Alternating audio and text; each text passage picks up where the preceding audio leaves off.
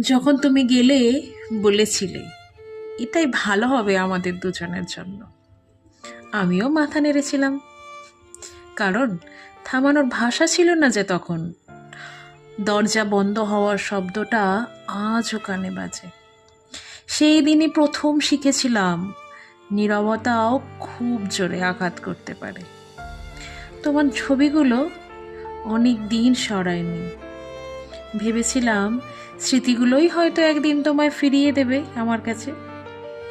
রাতে ফোনটা পাশে রেখে ঘুমোতাম, যদি হঠাৎ একটা ফিরে আসি লেখা মেসেজ আসে তবে।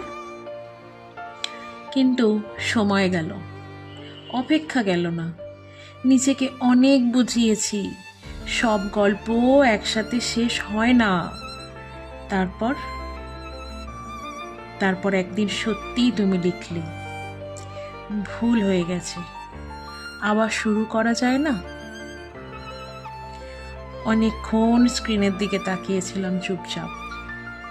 বুকের ভেতর সেই পুরনো কম্পনটা আবার ফিরে ফিরে আসছিল ধীরে ধীরে।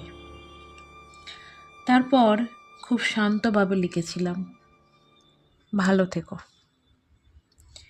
কারণ আমি সেই আগের মানুষটা নেই আর, যে তোমার জন্য নিজেকে হারিয়ে ফেলবে।